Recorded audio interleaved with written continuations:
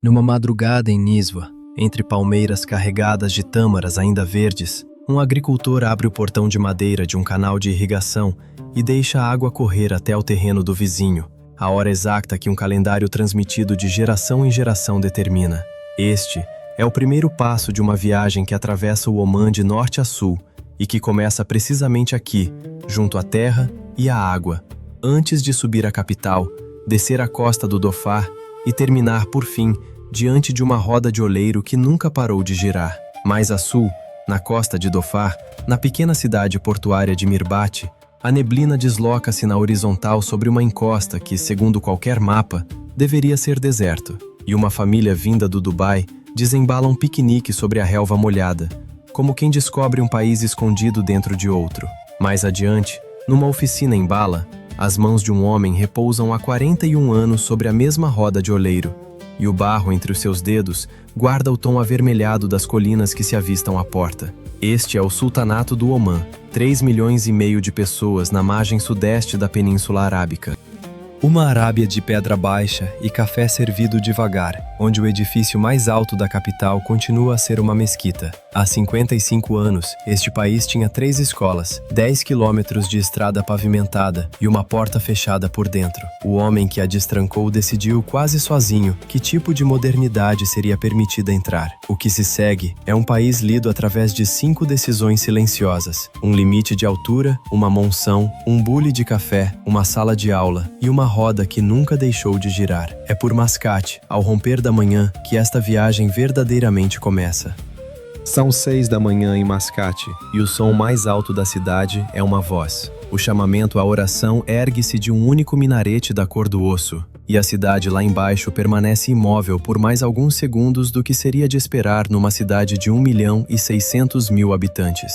Cada linha de telhado ao alcance da vista é branca, ou daquele tom pálido de areia em que o branco se transforma quando o sol ainda não ultrapassou o promontório. E nenhuma dessas linhas se aproxima sequer da altura do minarete. Um varredor de ruas atravessa um cruzamento vazio. Uma carrinha aguarda, ao ralenti, junto a uma padaria. A luz ainda não decidiu que cor terá o dia. Esta é a capital do sultanato, e não tem perfil de arranha-céus. A razão está escrita na lei. Nos anos que se seguiram a 1970, a altura dos edifícios no centro de Mascate foi limitada a um pequeno número de pisos na maior parte dos bairros, com raras exceções sujeitas à aprovação urbanística. Nenhuma torre comercial na capital atinge a altura do minarete mais alto da grande mesquita do Sultão Qaboos, que se eleva a cerca de 90 metros. E a paleta de cores da cidade, o branco, o marfim, o tom de osso desgastado pelo tempo, está codificada nesse mesmo regulamento. Uma capital inteira construída a partir de um único parágrafo de lei. O homem que assinou esse parágrafo foi o Sultão Qaboos bin Said, que tomou o poder em julho de 1970, num golpe palaciano quase sem derramamento de sangue contra o próprio pai, e que governaria até a sua morte, em janeiro de 2020. O país que herdou tinha quase nada construído. O país que deixou possuía um código de construção que se recusava a competir com as cidades a norte, onde as torres do Dubai e de Doha já ultrapassavam os 300 metros. Mascate permaneceria baixa. O minarete continuaria a ser o mais alto. E essa regra mantém-se há meio século. Talvez valha a pena perguntar, ao olhar para o horizonte contido desta cidade, se não haverá aqui uma lição sobre aquilo que escolhemos deixar crescer e aquilo que escolhemos manter à escala humana. Uma questão que talvez ressoe também em quem vem de terras onde os centros históricos foram, ou não, poupados à pressa do betão. Pelas 7h15, a cidade já começou a mover-se. Numa rua residencial a poucos minutos do porto, um homem com a desdacha branca imaculada, a túnica de algodão até aos tornozelos, que é o traje cotidiano da vida pública masculina humanita, leva a filha até ao portão da escola. O queimador de latão à entrada da casa vizinha ainda liberta um fio de fumo, os últimos resquícios do incenso da manhã a dissolverem-se num céu já da cor do leite pálido. O vizinho já regressou ao interior. O aroma, esse, fica preso à ombreira da porta. É um hábito doméstico mais antigo do que o trânsito, mais antigo do que a escola, mais antigo até do que a lei que mantém os edifícios suficientemente baixos para que esse cheiro ainda alcance a rua. Uma mulher de abaia longa e bordada atravessa a esquina. Atrás dela, 3 pisos de habitações, depois um muro, depois mais habitações, depois céu. A linha da cidade mantém-se sempre nivelada. Uma grande parte dos omanitas é jovem o suficiente para ter crescido inteiramente dentro deste novo Omã. E muitas das crianças que caminham para a escola nesta manhã nunca viram a sua capital de um ângulo que as obrigasse a erguer o olhar. A cidade encaixa no corpo de quem a habita. Uma porta de automóvel fecha-se. Alguém chama um nome através de um pátio. Um pombo levanta voo de um parapeito baixo, e o céu por trás dele estende-se ininterrupto de um horizonte ao outro. Ao entardecer, as paredes brancas ganham o tom do damasco maduro, e o penúltimo chamamento à oração cruza as mesmas linhas de telhado que cruzou ao amanhecer. O minarete continua a ser a coisa mais alta na paisagem. A sua sombra estende-se quase até o porto. Um rapaz de bicicleta atravessa essa sombra sem abrandar, da forma como só se atravessa aquilo que sempre esteve ali, desde sempre, ao longo de toda uma vida. Os candeeiros ao longo da marginal, a corniche, acendem-se um a um, cada um deles situado abaixo do segundo piso dos edifícios que tem atrás. 800 quilômetros a sul, a regra continua válida, mas o clima já não obedece a nenhuma regra. Em Mirbati, na costa de Dhofar, a neblina não cai, desloca-se de lado. Entra vinda do mar Arábico no final de junho e choca contra a vertente verde das montanhas de Dhofar. E durante 10 semanas do ano, um país que é, na sua maior parte, da cor da areia, transforma-se na cor de um relvado molhado. As encostas acima do porto cobrem-se de erva suficientemente densa para nela se poder deitar. Riachos que não constam em mapa nenhum abrem caminho através do calcário e acumulam-se junto às paredes de pedra de casas construídas há 200 anos para um clima completamente diferente.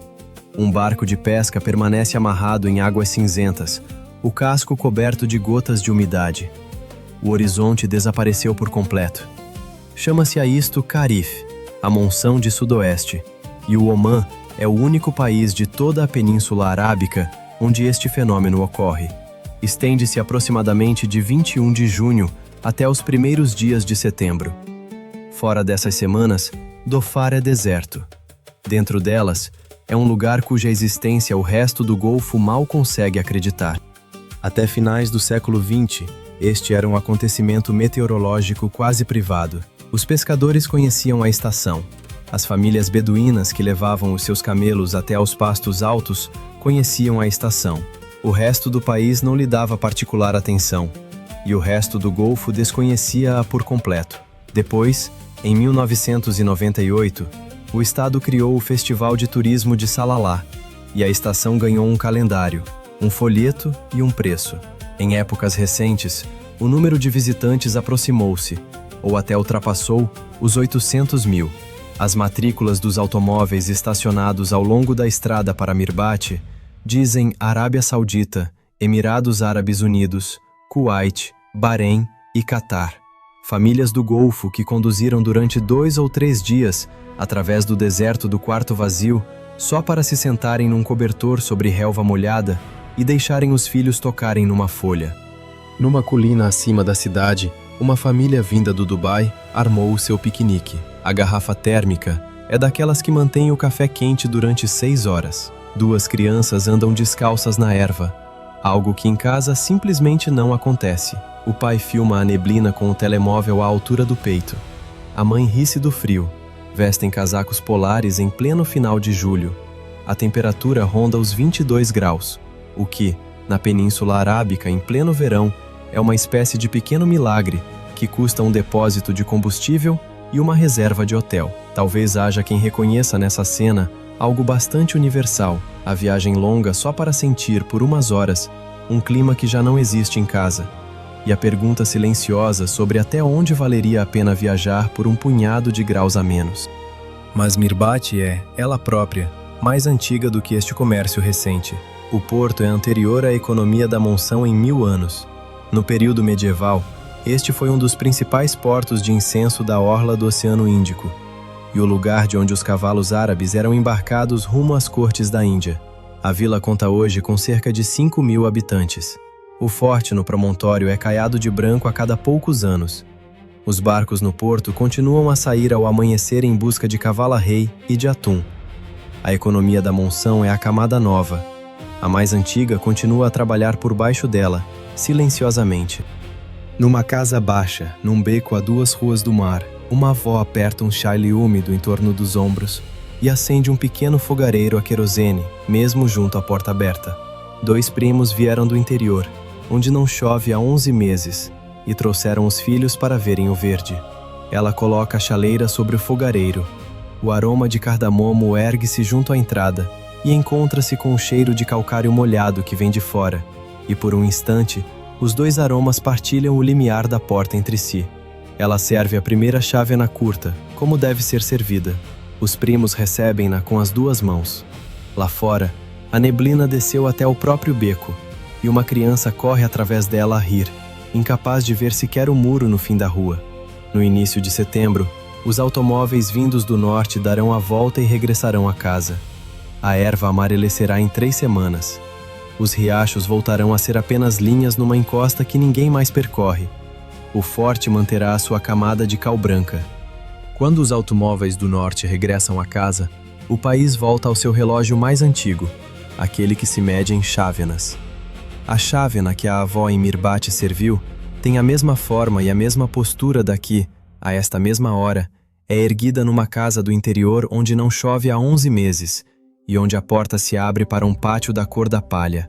Uma mulher de vestido longo e bordado inclina um bule de café de latão sobre uma pequena chávena sem asa, colocada num tabuleiro. A sua mão é firme.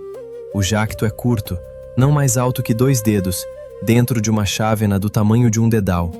O bule é pousado entre servidas, nunca mantido suspenso sobre o tabuleiro, para que o convidado ouça o toque no latão e saiba que aquela chávena está completa por agora, e que a seguinte já vem a caminho. Chama-se a isto carruá, o café à maneira humanita. Dourado pálido, não o castanho escuro das cidades a norte, torrado de forma suave, com o cardamomo em primeiro plano, por vezes uns fios de açafrão, por vezes um cravinho. Serve-se em chávenas do tamanho de um dedal e é reposto continuamente até o convidado inclinar a chávena de lado entre o polegar e o indicador, o pequeno gesto que significa chega. 3 voltas são o mínimo de uma visita como deve ser, não o máximo. O tabuleiro que acompanha o bule traz também tâmaras calas nesta manhã, pegajosas junto ao caule, empilhadas num pequeno prato que é reposto antes mesmo de se esvaziar.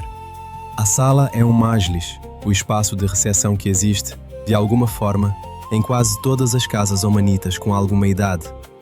Um longo chão atapetado, almofadas encostadas a 3 paredes, uma porta baixa pela qual o anfitrião entra primeiro. É uma divisão mais antiga do que a própria cozinha, no sentido em que a cozinha serve a família, mas o majlis serve toda a gente. E um país onde qualquer pessoa pode bater à porta sem aviso prévio construiu, há muito tempo, esse espaço na própria planta das suas casas. A visita avança devagar, porque a sala foi construída para a lentidão. As almofadas convidam a sentar e desencorajam a levantar. Grande parte do que fica por dizer nesta sala foi um dia, formalmente ensinado. Depois de 1970, na mesma vaga de construção do Estado que produziu o limite de altura e o sistema escolar, associações femininas e programas de formação em artesanato doméstico espalharam-se pelas regiões do país. Como se segura o bule, como se dispõem as tâmaras, quanto tempo deve durar uma visita adequada e como termina, sem que ninguém precise de nomear o fim. Existem hoje delegações em todas as governadorias. A formação é discreta, quase invisível. A sua consequência é um país onde um estranho que bate à porta à hora errada continua, ainda assim, a receber a primeira chávena curta, as tâmaras ao alcance da mão, e um lugar para se sentar que não exige desculpa por ter chegado. O bule move-se de novo, uma segunda volta. A conversa não elevou o tom.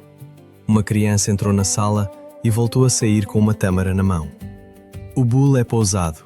A filha da anfitriã, com 12 anos, observa a forma como a chávena é oferecida, a forma como o tabuleiro é transportado, a forma como o bule é pousado de modo a tocar no latão. Aprende pela observação, tal como a mãe aprendeu, tal como a avó da mãe aprendeu antes dela. Há uma janela aberta para o pátio.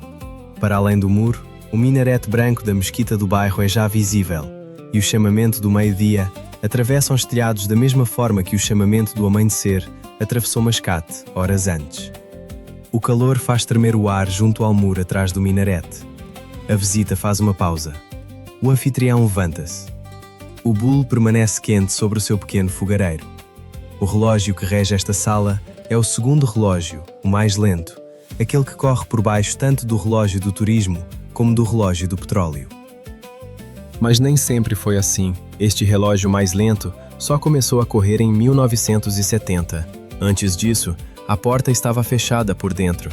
No verão de 1969, uma criança sentava-se junto a uma mesa de madeira, numa casa de uma aldeia costeira, e lia em voz alta, de ouvido, um exemplar emprestado do Alcorão, porque não havia escola alguma ao alcance. A luz sobre a mesa vinha de um único candeeiro a óleo. Não havia eletricidade pública na aldeia. Não havia eletricidade pública na maior parte do país. O Alcorão era emprestado porque não existia biblioteca.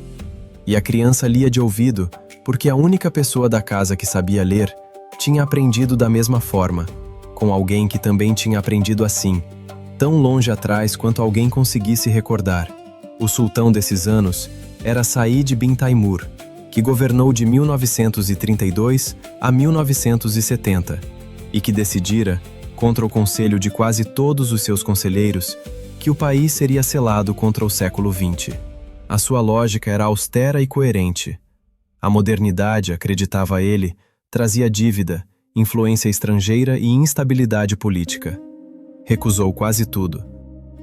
Até 1970, o país que governara durante 38 anos tinha 3 escolas formais, todas primárias, todas exclusivamente para rapazes, com um total combinado de cerca de 900 alunos. Tinha um único hospital, gerido por uma missão americana. Tinha aproximadamente 10 quilômetros de estrada pavimentada, todos dentro da capital. O sistema de autorizações contava o resto da história. Um jovem em Sur que quisesse andar de bicicleta até a casa do tio, pedia autorização através do seu wali distrital, e esperava. Um comerciante em Mutrá que quisesse óculos de sol contra o brilho do porto pedia e esperava. Um rapaz que desejasse sair do país para estudar no Cairo ou em Karachi pedia, e era quase sempre recusado. O rádio estava proibido em muitos distritos. Os portões da capital amuralhada fechavam ao entardecer e só reabriam ao amanhecer.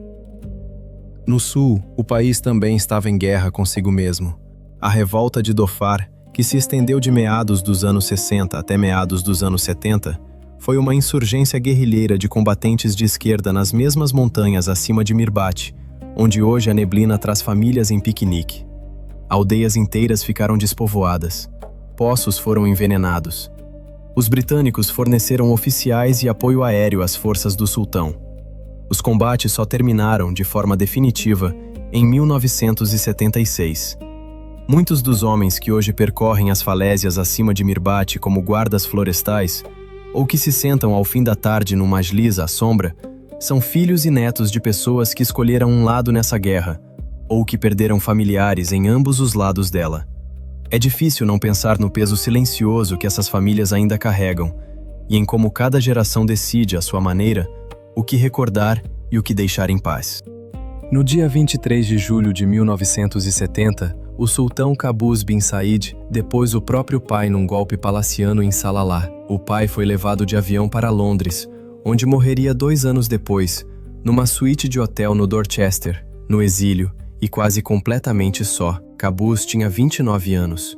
O país que herdou apresentava, segundo a maioria das estimativas, uma taxa de alfabetização inferior a 10%. No espaço de 5 anos, centenas de novas escolas foram construídas. No espaço de uma década, havia raparigas nas salas de aula em números sem qualquer precedente na história do país. No espaço de 20 anos, estradas pavimentadas chegaram ao interior. A porta que estivera fechada por dentro foi finalmente aberta, e muita coisa entrou de uma só vez. A criança sentada àquela mesa de madeira em 1969, se ainda viver, terá hoje 60 e poucos anos. Os seus próprios filhos foram à escola. Os seus netos estão na escola nesta mesma manhã, e a mesma vaga de construção do Estado que os sentou em carteiras escolares chegou, por fim, também às oficinas, onde os ofícios dos avós já estavam quase esquecidos. Numa oficina nos arredores de Bala, no interior do Omã, a 2 horas de estrada da costa, um oleiro está sentado junto a uma roda acionada a pedal. O seu nome, na aldeia, é conhecido por todos que ali vivem. As suas mãos carregam-no. A roda é de madeira, tão antiga que o veio escureceu no ponto onde o seu calcanhar repousa, e o barro entre os seus dedos é a terra vermelho acastanhada local, a cor a que os omanitas chamam pelo nome do próprio lugar de onde provém. Está sentado a esta roda há 41 anos. O pai esteve antes dele. A forma que se ergue sob os seus polegares é a de um cântaro de água de um tipo fabricado neste oásis há pelo menos 3.000 anos. Bala é patrimônio mundial da Unesco, classificado em 1987 pelo seu forte de tijolo de adobe e pelas muralhas de oásis que o rodeiam, e é um dos assentamentos continuamente habitados mais antigos de toda a Península Arábica. É também, por decisão silenciosa do Estado, um lugar onde a olaria continua a ser um ofício capaz de sustentar uma família.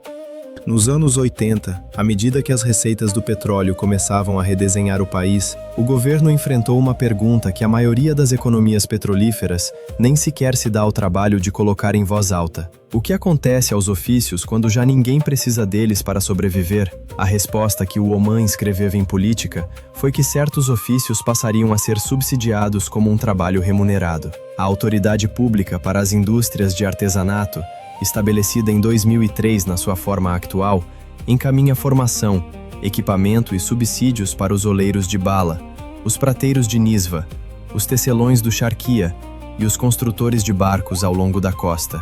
A roda continua a girar porque o Estado decidiu que assim seria. O cântaro cresce sob as suas mãos, a uma velocidade diferente da de qualquer outra coisa fabricada neste século. Ele umedece o polegar, alarga o bordo pela largura de uma unha. A parede do cântaro é agora mais fina do que a de uma chávena de chá e continua, ainda assim, a manter a forma. Do lado de fora da porta aberta, 3 aprendizes na casa dos 20 anos amassam barro contra uma laje de pedra. As suas desdachas estão cobertas de pó junto aos joelhos. Um deles é sobrinho do oleiro. Outro vem de uma família que nunca fez olaria e que se candidatou ao programa há 3 anos porque o subsídio paga melhor do que o trabalho que conseguiria encontrar em Mascate. O Estado paga-lhe para aprender aquilo que o oleiro sabe. O oleiro é pago para lhe ensinar. Há algo de reconfortante, talvez, nesta ideia de um país que decide, deliberadamente, pagar para que a memória das mãos não se perca, e também algo que convida a pensar no que se perde, noutros lugares, quando ninguém faz essa mesma escolha a tempo. Nas falésias acima de Mirbat, 800 km a sul, um beduíno de uniforme bege percorre o limite de um wadi protegido, contando íbices com binóculos pendurados ao pescoço. O avô manteve camelos nesta mesma encosta e dormiu sob o mesmo saliente rochoso nas noites frias. O homem veste o uniforme da autoridade ambiental. O seu rádio estala uma vez e depois cala-se. É um trabalho que o avô não reconheceria, sobre uma encosta que o avô conhecia de olhos fechados. De volta à Bala, o oleiro ergue o cântaro terminado sobre uma tábua e coloca-o junto aos outros a secar. Há 14 cântaros sobre a tábua. Até amanhã de manhã serão 20. Até ao final do mês, o forno ao fundo da oficina estará carregado.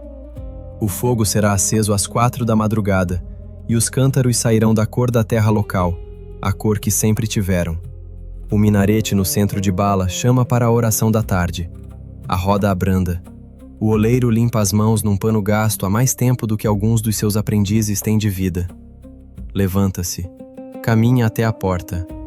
A luz lá fora tem a cor do damasco maduro, tal como sobre Mascate ao final de um dia, 800 quilômetros a norte, numa cidade que decidiu, há meio século, o que permitiria e o que recusaria tornar-se. Deixa a porta aberta atrás de si.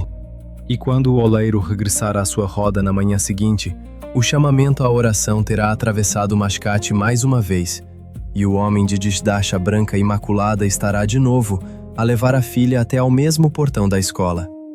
O queimador de latão continuará a libertar um fio de fumo junto ao limiar da casa vizinha. O minarete continuará a ser a coisa mais alta na paisagem. São 6 da manhã. A luz ainda não decidiu. Em Mirbat, a neblina regressará no final de junho. A chaleira da avó espera numa prateleira. O forte no promontório foi caiado de branco em abril. 3,5 milhões de pessoas. 5 decisões silenciosas. Uma roda que ainda gira. E talvez, ao olhar para trás sobre este percurso, da altura contida dos edifícios de Mascate até ao barro entre os dedos do oleiro de bala, reste apenas uma pergunta em aberto para quem observa de fora. Será possível abrir a porta ao mundo sem deixar que o mundo apague aquilo que se era antes de a abrir?